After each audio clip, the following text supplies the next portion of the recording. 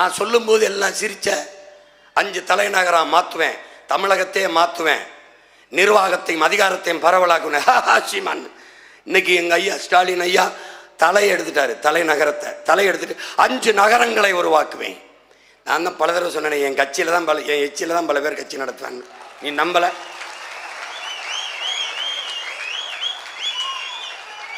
எந்த குற்றத்திற்கும் மரணம் தண்டனையாக இருக்கக்கூடாது என்பது எங்கள் கொள்கை நிலைப்பாடு.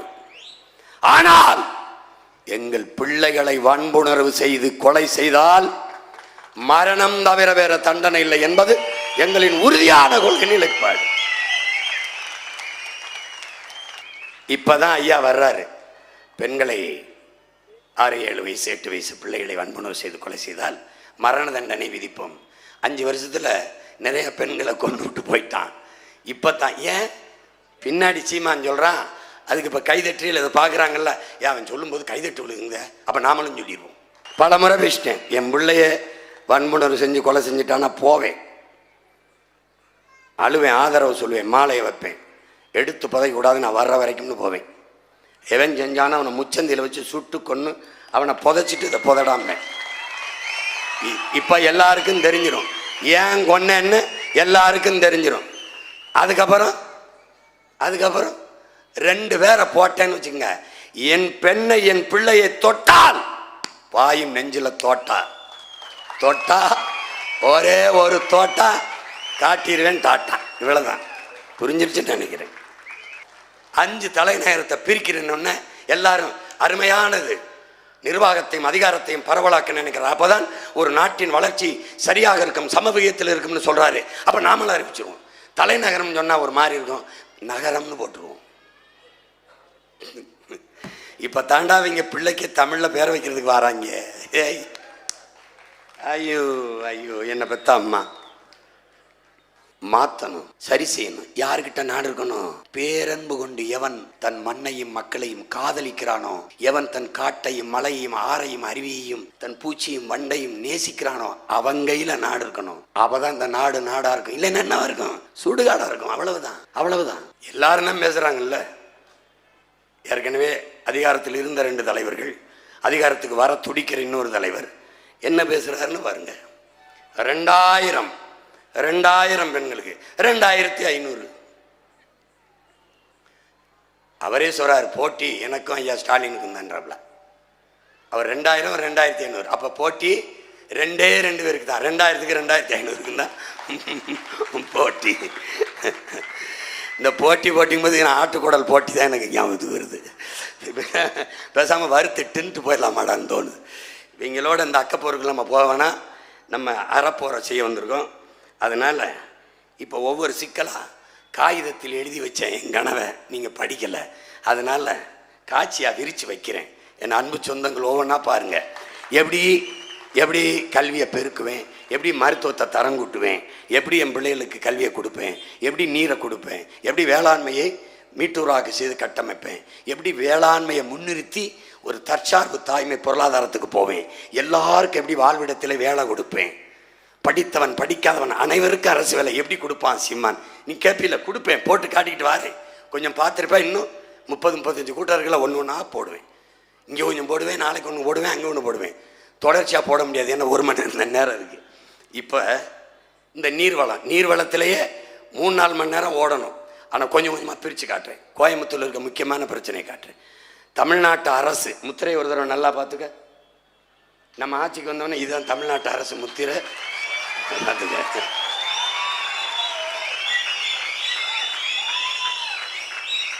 டேய், கோயிலும் கோபுரம் அல்லடா நம்ம அடையாளம். வள்ளுவன் தன்னை உலகினுக்கே தந்து வான்புகள் கொண்ட தமிழ்நாடுங்கிறான். அவன் தான் நம்ம அடையாளம்.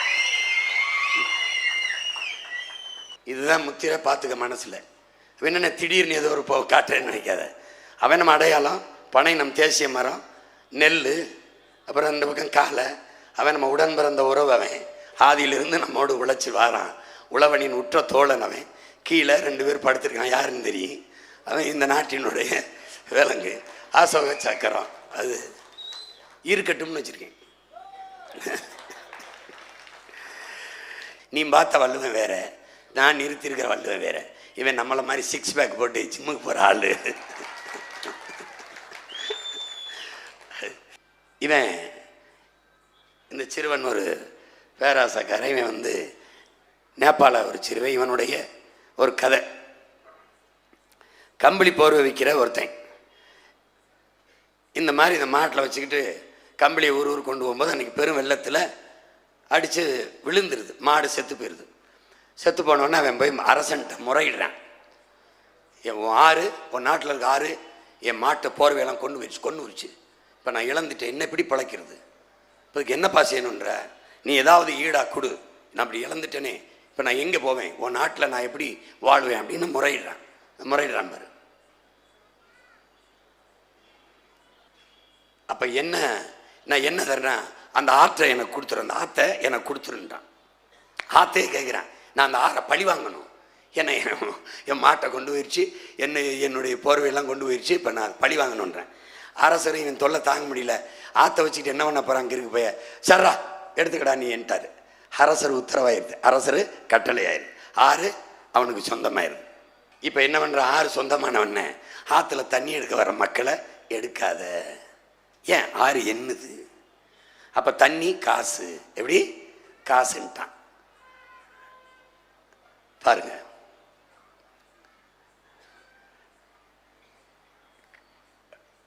விற்கிறான், நெல்லுக்கு காசுக்கு அதை கீழா பொருளை வாங்குறான்.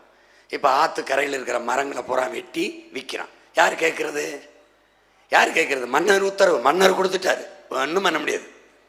வெட்டி விற்றுட்டான், மணல் அள்ளி விற்கிறான். இது கதைன்னு நினைக்கிற பாரு, மலையை வெட்டி விற்கிறான், எல்லா விலங்குகளையும் கொண்டு வரான், விற்று தின்னுறான், அவன் எல்லாம் அழிச்சு போகிறான். அழிச்சு விட்டு பெரிய மாளிகையை அந்த ஆற்று கரையோரத்தில் கட்டி வாழ்கிறான். கடைசியாக என்ன ஆயிடுது, ஒரு பெரும் வெள்ளம் வந்து எல்லாத்தையும் அடிச்சு இழுத்துட்டு போய் மாளிகையெல்லாம் செறிஞ்சு அவனும் செத்து போகிறான். இது எப்படி ஆரம்பிக்கிறாருன்னா, இது நேபாளிலிருந்து ஒரு நாடோடி கதை. இந்த கதை எங்கேயாவது நடக்குமா அப்படின்னு நீங்கள் நினைக்கிறீங்க. இந்த கதை பொலிவியாவில், இதெல்லாம் எதுவும் நம்ம உருவாக்கலை, உண்மையிலே நடக்கிற காட்சிகளை தான் நம்ம போடுறோம். இப்போ ஒவ்வொரு நதியும் எப்படி இங்கே பாருங்கள், எப்படி பிளாஸ்டிக் குப்பைகளால், கழிவு நீர்களால் எப்படி நாசமாக்கப்பட்டிருக்கு, எப்படி சிதைத்து அழிக்கப்பட்டிருக்குங்கிறத நீங்கள் பார்க்கணும். இப்போது அற்ப பிளாஸ்டிக்கை கூட தடை செய்ய முடியல இவர்களால். பிளாஸ்டிக் இல்லாத நகரத்தை உருவாக்கும், யார் உருவாக்குவா? ஆட்சியாளர்கள். அப்போ ஏன் பிளாஸ்டிக்கை தடை செய்யலை? பிளாஸ்டிக்கை உற்பத்தி செய்கிற முதலாளிகள்ட்ட இருந்து வர கமிஷன் போயிடும். இப்போ உங்கள் மகன் என்ன செய்வேன், தடை மாற்ற என்ன, நான் சொல்கிறேன் மரவள்ளி கிழங்குல இருந்து இதே மாதிரி பிளாஸ்டிக் பை தயாரிக்கிறேன், இதே குடம், மண் குடம் கொடுக்குறேன், சில்வர் குடம் கொடுக்குறேன், வெங்கல குடம் கொடுக்குறேன், மாற்றுக்கு வா. மூங்கிலிருந்து தண்ணி குடிக்கிற போத்தல் தர்றேன் உனக்கு, மண்ணிலிருந்து தர்றேன், நான் தான் மாற்று தரனே. ஜப்பானில் மரவள்ளி கிழங்குலேருந்து இந்த பை தயாரிக்கிறான், பிளாஸ்டிக் பாலித்தீன், தண்ணிக்குள்ள போட்டவொடனே அப்படியே கரைஞ்சிருது, ஒரு மாசு கிடையாது. வாழை நாரில் பை தர்றேன், சணலில் பை தர்றேன், எப்படி தரேன் போட்டு காட்டுறேன் பாரு, இன்னைக்கு காட்டல நாளை காட்டுவேன். அப்போ என்ன பண்ணணும், என்னை நீ தேடணும். இன்னைக்கு ராத்திரி சீமா என்ன காட்டுறேன், போடுறா தட்டுறா, யூடியூப்ல லேட்டஸ்ட் ஸ்பீச் சீமான்னு போடுறா, வந்துரும்டா, அதில் பாடுறா என்ன சொல்கிறேன்னு. எதையோ பார்த்து பொழுத போக்குறியே, இதை பார்த்து நல்ல பொழுத ஆக்கு ஒரு தயவு செய்து மட்டுமே வழங்கப்படுகிறது. லாரி மூலம் வழங்கப்படும் குடிநீர் என்பது இவர்கள் இரவு நேரங்களில் வருவதாலும் நேரங்கப்பட்ட நேரம் வருவதாலும் இவர்கள் தண்ணீர் வந்து பிடிப்பது ஒரு 3 முறை கூட தண்ணீர் கிடைப்பதில்லை என்பது இன்னைக்கு இந்த நிலைமை. இன்னும் 10 ஆண்டு கழிச்சு உன் பிள்ளைக்கு என்ன நிலைமைன்னு நீ யோசிக்க. நான் சொல்றது புரியுதா? நான் உன் ஓட்டை கேட்டு நின்னா இதை ஏன் பேசுறேன்? நான் வீட்டுக்கு ஒரு ஹெலிகாப்டர் தரேன், ஒவ்வொரு பெண்ணுக்கும் ஒரு கிலோ தங்கம் தரேன்னு சொல்லிட்டு போக முடியாதா? சொல்ல முடியாதா? யாரா என்னை கேட்க போறியாடா? யாராவது என் தம்பி தங்கச்சி எந்திரிச்சு நீ எப்படி ஹெலிகாப்டர் கொடுப்ப, நீ எப்படி 1 கிலோ தங்கம் யாருன்னு கேட்பியா? கேட்டு இருந்தீங்கன்னா தான் நாடு மாறி இருக்குமாடா.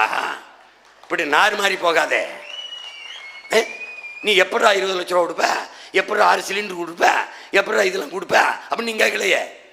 நான் 1 கிலோ தங்கம் தரேன்டா, ஒவ்வொரு அம்மாவுக்கும் தங்கச்சிக்கு அக்காவுக்கும் ஒவ்வொரு கிலோ, ஒவ்வொருத்தனும் ஒரு ஹெலிகாப்டர்லாம். மொட்டை மாடி உங்கள் வீட்டு வாசலே ஹெலிகாப்டர் நிறுத்துறதுக்கு இடம் தந்து கட்டினண்டா. எப்படி சிரிக்கிறான்னு தர மாட்டேன்னு. எப்படி தருவேன்னு கேளு, எப்படி தருவேன்னு கேளு. இவங்கெல்லாம் எப்படி தர்றாங்களோ அப்படி தான் நானும் தருவேன். எங்கிருந்து ஐயோ ஐயோ ஐயோ சக்கர்மம். அவர் பிரதான குற்றச்சாட்டாக இருக்கிறது. இன்னும் 3000த்திற்கும் மேற்பட்ட குடும்பங்கள் வசித்து வரும் நிலையில் தங்கள் பகுதியில் குடிநீர் விநியோகம் சீராக. இந்த கூட்டத்தில் ஒரு கூட்டம் தான் நம்மள. அங்கே நிற்கிறது யாருன்னு நினைக்கிற? எங்க ஆத்தா, என் தங்கச்சி, எங்க அம்மா, எங்க அப்பன்.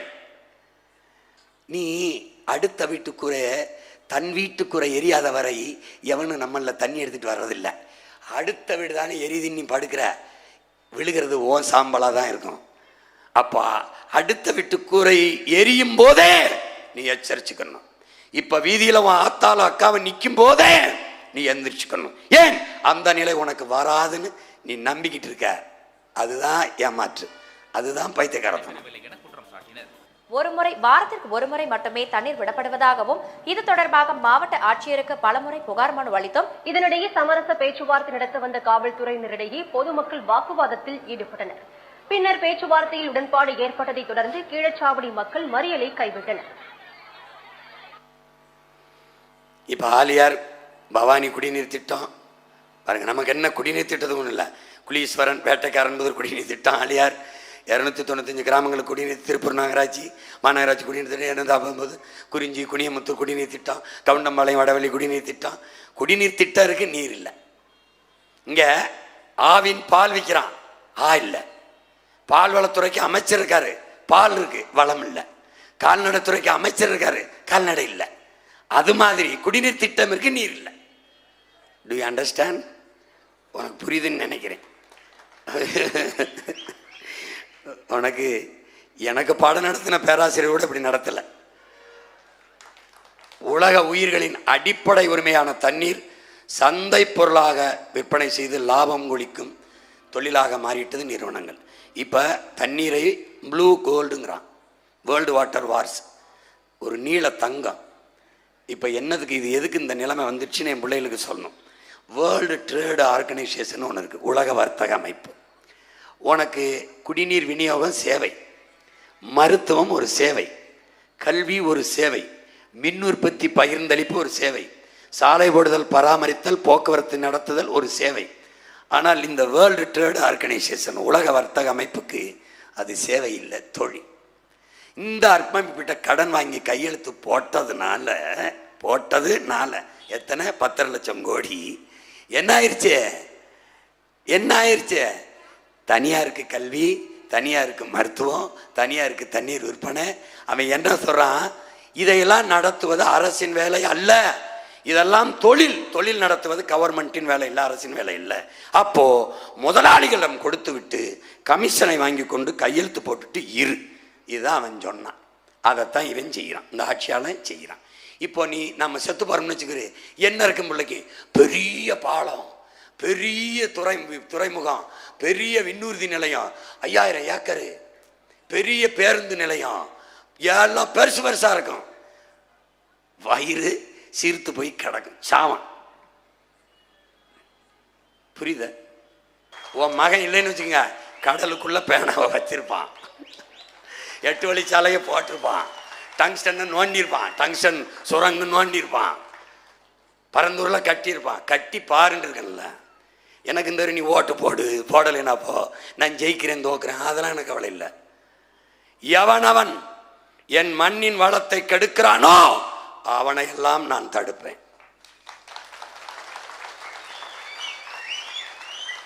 எனக்கு முதன்மையானது என் மண்ணின் வளமும் என் மக்களின் நலன்தான். அதுக்கு அப்புறம் தான் தேர்தல், ஓட்டு போட்டா போடு, போடலைன்னா போ. எனக்கு ஒரு கடமை இருக்கு, எனக்கு ஒரு பிறவி கடமை இருக்கு. நான் பிறந்துட்டேன் உன்னோடு. எனக்கு முன்னவன் கற்பித்தான், எனக்கு முன்னே இருந்தவர்கள் எனக்குள் இந்த விதையை தூவினா, தன்னலமற்ற உண்மையும் நேர்மையுமாக நின்னா மக்களுக்கு. என் மனச்சான்று சொல்லுது, எவனோடும் சேராத, தனியாக நில். உன் மக்களை நம்பி மக்களுக்காக நிற்கிறேன். தோத்தா நான் தோக்குறது, நீ தோக்குற, நானா தோக்குறேன், நீ தோக்குற. பார்த்துக்க. இந்த சூயஸுங்கிறவன் யாருன்னு தெரியுமா உனக்கு? பார்த்துக்கிட்டே இரு, நான் சொல்கிறேன் அப்புறம்.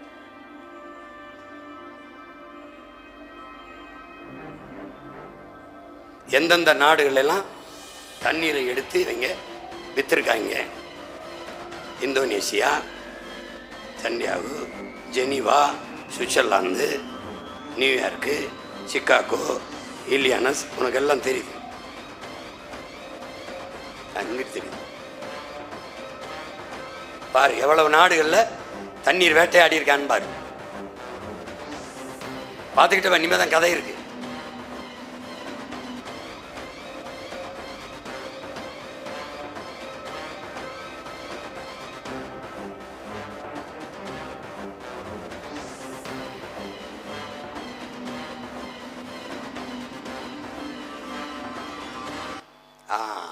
இப்படி வந்து உனக்கு தெரியும், கியூபா, பொலிவியாலாம் புரட்சியால் பூத்த பூமிகள். அந்த பொலிவியாவில் கொச்சப்பம்பான்னு ஒரு நதி. வேற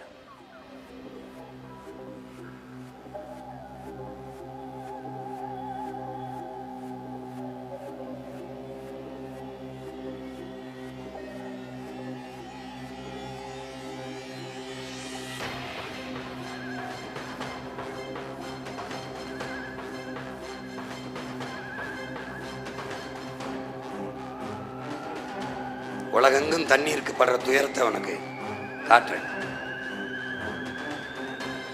கொச்ச பம்பான்னு ஒரு நதி பொலிவியாவில். இவன் என்ன பண்ணுறான்? அந்த பொலிவியா உலக வங்கியில் 250 கோடி கடனை வாங்கிடுறான். இப்போ நம்ம 10.5 லட்சம் கோடி, அவன் பரவாயில்ல, ஒரு 250 கோடிக்கு அந்த நிலைமை, 10.5 லட்சம் கோடிக்கு என்ன நிலைமைன்னு நீ பார்த்துக்க.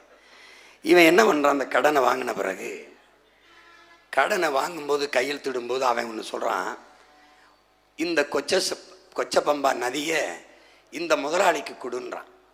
அந்த நிறுவனத்தின் பேர் பெக்டன். இந்த பாரு, நல்லா கவனிச்சுக்கிட்டே வா. கொச்சப்பம்பா பொலிவியாவில். இவர் இது பொழுதுபோக்கு படம் இல்லை, கொஞ்சம் ஆழ்ந்து கவனி, புரியுதா?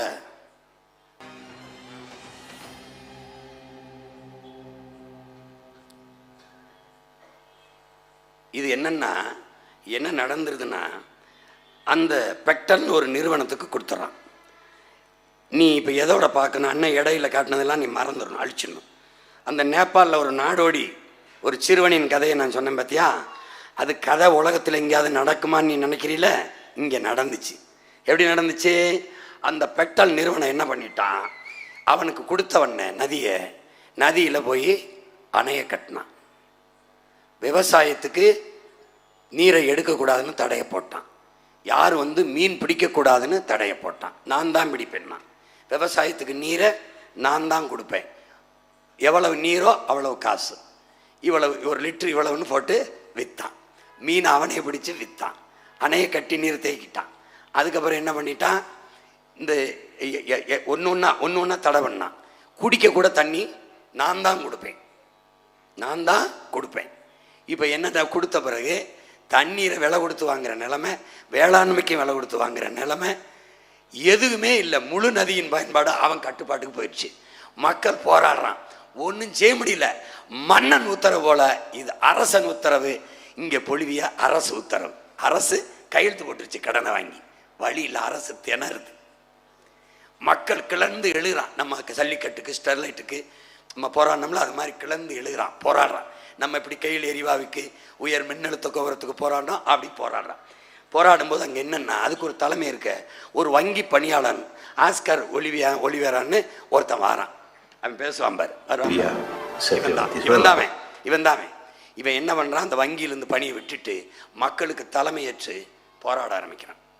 போராட ஆரம்பிக்கும் போது la gente, nosotros no podíamos concebir. போராட்டம் இராணுவத்தை வச்சு எப்படி ஸ்டெர்லைட் போராட்டத்தை துப்பாக்கி சுட்டு வீழ்த்தினானோ, அடக்குனானோ, அப்படி இராணுவத்தை வச்சு போராடுற மக்களை சுட்டு வீழ்த்துறான்.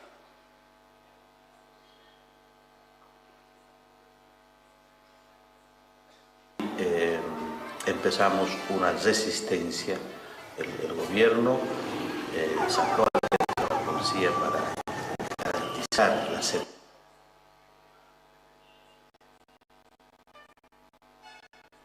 தூத்துக்குடி ஞாபகம் வரும் உனக்கு. மக்களின் புரட்சியை கட்டுப்படுத்த முடியாம இராணுவத்தை வச்சு தாக்கி அழிக்கிறான்.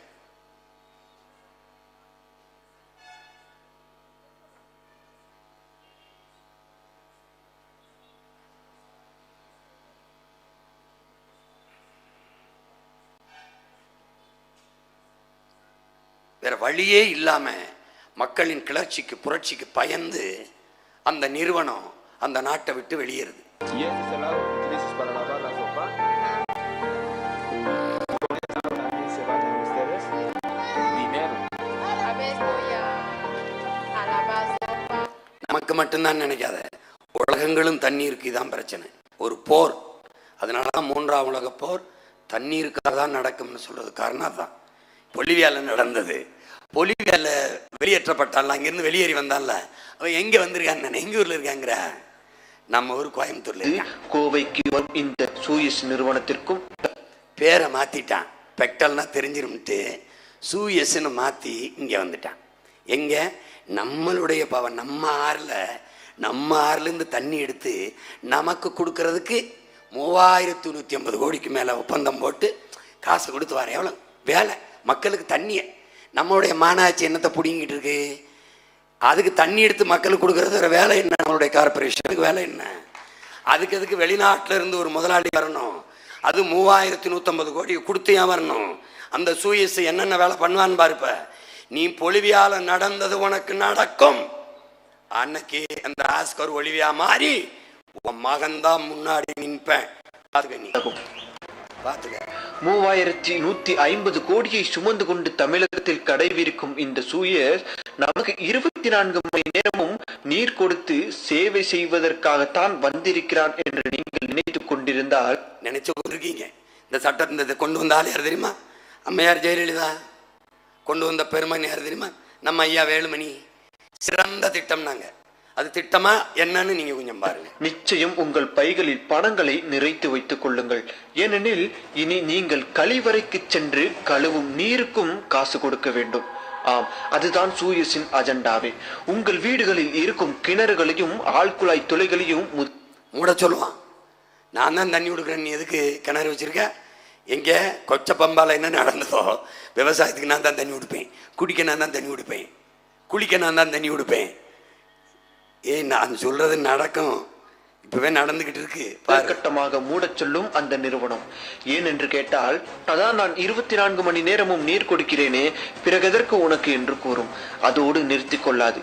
மழை நீரை பிடிப்பதற்கும் மழை நீரில் விவசாயம் செய்வதற்கும் தடை விதிக்கும். ஆனால் இது போன்று பல நாடுகளில் தடை விதித்து ராஜயோக வாழ்க்கை வாழ்ந்த ஒரு நிறுவனம் தான் இந்த சூயஸ்.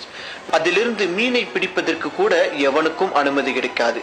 இதில் இன்னொரு விடயம் என்னவென்றால், இந்தியாவில் விவசாயம் பார்க்க கூட அந்த ஆறுகளில் இருந்து கட்டணம் வசூலிக்கப்படும். இப்ப புரியுதுன்னு நினைக்கிறேன். ஏற்கனவே அவன் கோயம்புத்தூர் திருப்பூர்லாம் வந்துட்டான். வந்து நீ என்ன பண்ணுவான்? அவன் தான் தண்ணீர் கொடுக்குறேன்பான்.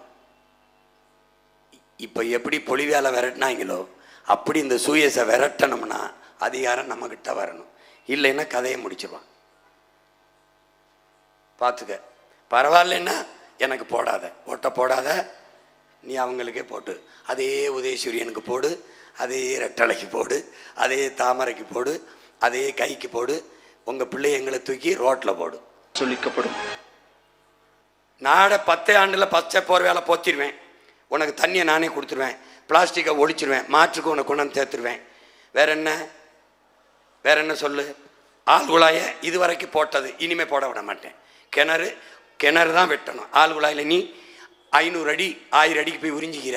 இந்த வேப்ப மரம், இந்த மரம் 1000 அடிக்கு உள்ள போயுமா? வேறு அதெல்லாம் கிடையாது. இங்கே பாருவேன், 500 அடி 1000 அடிக்கு போயிடுவேன். அப்போ இந்த செடி கொடி, இந்த புல் பூண்டு, இந்த மரம்லாம் என்ன பண்ணும்? 1000 அடிக்கு கீழே போய் தண்ணீர் எடுத்துக்கிட்டு வருங்கிற பனையே செத்து போகுது, கழுத்து முறிஞ்சு. அப்புறம் என்ன பண்ணுறது? கேரளாவிலாம் அந்த போர்வெல்லை தடுத்துட்டான், ஆள் குழாயை தடுத்துட்டான்.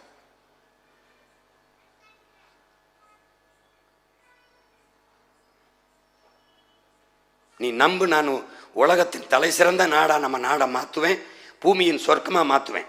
இன்னும் கொஞ்ச நாள் வாழ்ந்துட்டு போகணும்னு. என் பள்ளிக்கூடத்தில் நீ பார்த்தீங்கன்னா மறுபடியும் படிக்க நீ சேர்த்துக்குங்கிற அளவு கெஞ்ச விட்டுருவேன். இந்த வேறு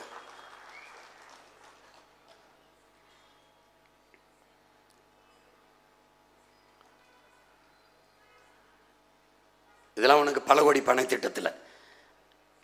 அப்போ நான் நட்டு வைப்பேன். பனை எனக்கு பயன் தராது, நான் செத்துருவேன். ஆனால் நான் என்ன பண்ணுவேன்னா இருக்கிற பனையை நான் பயன்படுத்தி என் பிள்ளைக்கு காட்டிட்டு செத்துருவேன். அப்போ பெரியப்பா அப்படி தான் பண்ணிச்சு, சித்தப்பா அப்படி தான் பண்ணிச்சு, நம்ம இப்படி தான் பண்ணிக்கணும்னு அவனுக்கு சொல்லிடுவேன். நான் ஆனால் தென்னையை நான் பயன்படுத்திடுவேன். தென்னைனா என்ன பண்ணுவேன், பொள்ளாச்சி கோயம்புத்தூர் போடுறா தென்னை மரத்தில் தொழிற்சாலை போடுவேன். எப்படி போடுவேன்னு போட்டு காட்டுவேன். அப்பவும் நீ நம்பலைன்னு வச்சுக்க, மாதிரியே போச்சுன்னு போட்டு போயிடுவேன். நான் பாட்டுக்கு சினிமா எடுக்க போயிடுவேன், நீ எப்படியோ போப்பண்ணு. அப்புறம் நீ நடிகனை நம்பி நாட்டை கொடுத்துட்டு ஆடிக்கிட்டு திரி போ. சரி, மீட்டு நம்மக்கிட்ட பெரிய பொருளாதாரம் இருக்கு, உலகத்தின் பெரிய பணக்கார நாடாயிரலாம். சொல்றது அண்ணன் சொல்றத நம்ம. இங்கே ஒரு சாராயம் 50,000க்கு விற்கிறான் ஆண்டுக்கு. பால் 3 லட்சம் கோடி. சாராயம் உயிரை எடுக்கும், பால் உயிரை கொடுக்கும். நம்ம இந்த பக்கம் நின்றுவான். சிலிண்டர் தரமாட்டான். நான் சொன்ன நீ நம்ப மாட்டேங்கிற. அமீர் கான் சத்தியமே செய்தேன்னு ஒரு நேர்காணல் விஜய் தொலைக்காட்சியில் அந்த இந்திக்காரர் ஒரு தம்பி சொல்லுவாப்புல, எங்கள் மாடு சாணி போடும், அதை கொண்டு குழியில் போட்டு நான் மீத்தேன் எடுத்துக்கிடுவேன், அதை எடுத்துக்கொண்டு போய் குழியில் போடுவேன், அங்கே மண்புழு சாப்பிட்டு என்ன சொல்கிறார், பிளாக் கோல்டு, அது கருப்பு தங்கமாக உரத்தை கொடுக்குங்கிறான். எதுக்கு நான் சொல்றது நீ நம்ப மாட்டேன்னா, ஐயா மோடியவே நமக்கு பேச விட்டேன். பீப் எக்ஸ்போர்ட்டுக்கு இந்துஸ்தான் இஸ் நம்பர் 1 பார்த்துருக்கான்னு நினைக்கிறேன். பாலில் பெரிய பொருளாதாரம் இருக்கு. முட்டை இருக்கு, பால் இருக்கு, நெல் இருக்கு, கரும்பு இருக்கு. கரும்புல பெரிய சந்தை இருக்கு. எல்லாமே நம்மக்கிட்ட இருக்கு. தென்னையில் பெரிய பொருளாதாரம் இருக்கு. தென்னை மரத்தை வச்சுக்க, இங்கே போட்டேன் தொழிற்சாலைன்னு என்ன கட்டணம் கட்டுவேன். தகர சீட்டை அடிச்சு அப்படியே தர்மாக்கோலை போட்டு ஃபால் சீலிங் போட்டு ஏசியை போட்டு உள்ளே நிற்க விட்டுருவேன். ஆத்தாலப்பனேன் படிக்காதவன் எல்லாம் கவர்மெண்ட் வேலை. இங்கே இரு பொள்ளாச்சி விட்டு வெளியில் வராத, இங்கே இரு. என்ன பண்ணுவேன், இளநீ அப்படி வெட்டி பதப்படுத்தி உள்நாட்டு குடி தேவைக்கு, வெளிநாட்டுக்கு. இந்த தேங்காயிலேருந்து எண்ணெய், தேங்காய் புண்ணாக்கு, தேங்காய் எண்ணெய், தேங்காய் மிட்டாயி, இது தனித்தனியாக எடுப்பேன். தேங்காயிலேருந்து மட்டையிலேருந்து நார் திரிக்கிற தொழிற்சாலை. உன்னால் நம்ப முடியுதாடா, ஒரு கைத்துக்கட்டில் அமெரிக்காவில் 1 லட்சம் ரூபா. நான் போட்டு காட்டுறேன் பாரு, 1 லட்ச ரூபா அந்த பில்லோட தொங்க விடுவேன். பில்லோட 1 லட்ச ரூபா பாரு. உனக்கு எங்கே பொருளாதாரம் இருக்குன்னு தெரியல. கயிறு, அந்த கயிறுலாம் துகள் இருக்குல்ல, துகள் சின்னதாக மாவு மாதிரி நொறிங்க. ஆகச்சிறந்த உரம் தூக்கிட்டு போயிடுவேன் வயலுக்கு. மாடு ஆடு கழிவு, நாய் கழிவு, இந்த கோழி கழிவு, வாத்து கழிவு, பன்னி கழிவு, என் கழுத கழிவு எல்லாத்தையும் கொண்டு குப்பை கிடங்களை கொட்டி, மக்கி போன இதெல்லாம் கொட்டி 100 ஏக்கர் 200 ஏக்கர் 300 ஏக்கரில் என்ன பண்ணுவேன், கணக்கில்லாத மீத்தேன் பயோகேஸ் எடுப்பேன். எடுத்து அன்னபூர்ணி சூப்பர் 6 கிடையாது, இலவசம் கிடையாது, தடையின்றி தமிழ்நாட்டு அரசு முத்திரையோட என் மக்களுக்கு ஒவ்வொரு வீட்டுக்கும் தடை இல்லாமல் எரிகாற்று சிலிண்டரை கொடுத்துருவேன். ஆனால் உற்பத்தி செலவு இருக்குல்ல, அங்கே பணி செய்கிற என் பிள்ளைகளுக்கு சம்பளம் கொடுக்கணும், நிர்வாக செலவு இருக்குல்ல, அந்த காசை எடுத்துக்குவேன். குறைஞ்ச கட்டணத்துக்கு கொடுத்துருவேன். புரிஞ்சிருச்சா? இலவசமாக வேணும்னா அவனுக்கு போடு, அவங்களுக்கு போடு. இல்லை இப்படி கொடு, நீ பூமியை ஈரக்கொலையை ஒரு மாட்டு சாணியில் பயோகேஸ் எடுத்துக்கிற முடியும் மீத்தம்னா என்ன? இதுக்குடா என் பூமி தாயின் ஈரக்கொலையை மண்ணை தோன்ற, என் தாய் மண்ணை இதுக்குடா தோன்ற? மாட்டு சாணியில் இருக்கடா கணக்கில்லாத மீத்தேன். அதுக்கு போயிடுறோம். புரியுதா? சின்ன மூளை, நிறைய வேலை, பெரிய கனவு. ஏன் கனவு இல்லை, 5000 ஆண்டுகளா என் முன்னவன் தூக்கி சுமந்தது. அந்த கனவை என்னவன் தூக்கி என் தலைவன் சுமந்தான். அதை என் தலையில இறக்கிட்டான். ஒரு ஆளா சுமக்க முடியாதனால உங்க எல்லாருக்கும் கொஞ்சம் கொஞ்சமா பிரிச்சு தாரேன். கேட்டு போய் படுத்துறாத. அண்ணன் பேசுனதை உன் நண்பங்கெல்லாம் சொல்லு. ஒரு ஓட்ட போடியா பாரியா, எங்காலும் பேசுறத பாரியா.